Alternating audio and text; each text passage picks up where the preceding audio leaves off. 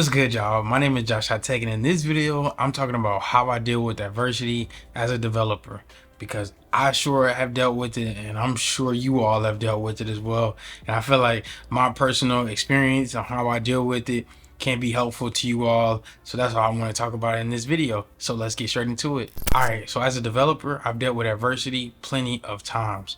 And the reason is because each stage in my career as I've been growing, I've dealt with many of difficulties, like difficulties in regarding trying to build my portfolio, difficulties with trying to land my first tech job. It was difficulties when I was trying to learn a new programming language, and in particular JavaScript. JavaScript was a programming language that was very difficult for me, and I faced a lot of adversity to be able to get good at it. And it was kind of a situation where I had to keep plowing away day by day to get more comfortable and eventually be able to use it in so many different ways. And now that I'm more comfortable, that adversity has been overcome, but it took a lot of things to overcome it. One of the ways that really helped me deal with adversity is being resilient. Being resilient is so key as a developer, because there are going to be plenty of times where you're going to feel like you have imposter syndrome and things may not go your way. You feel like it's just overwhelming how many things you have to learn in the short amount of time that you're trying to learn it.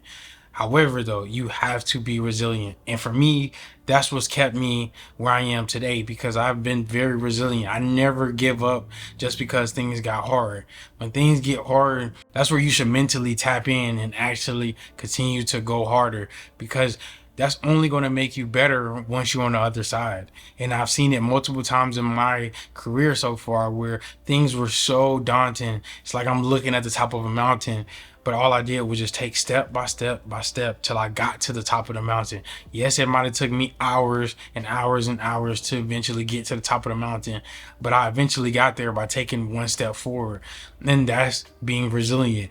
No matter what happens, my feet may slip, but I'm gonna keep going until I get to the top. And that's something that's really been very beneficial to my career so far, and which will continue to be beneficial on how I deal with adversity. Also, another way that I deal with adversity is that I embrace it. Like, I truly do, y'all. Like, I embrace the adversity. For example, when I was trying to land my first tech job, like, I truly enjoyed that competition. Like, I knew it was adversity because I knew I was going to go against some computer science majors, some self-taught developers, some coding bootcamp grads.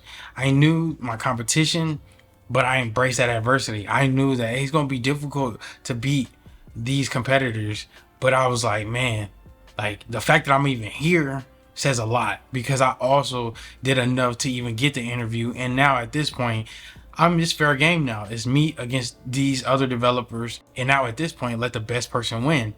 And I really look forward to that, because embracing that really gives me that drive to continue to get through dealing with those difficult times. And lastly, something that I do to deal with adversity as a developer is learning.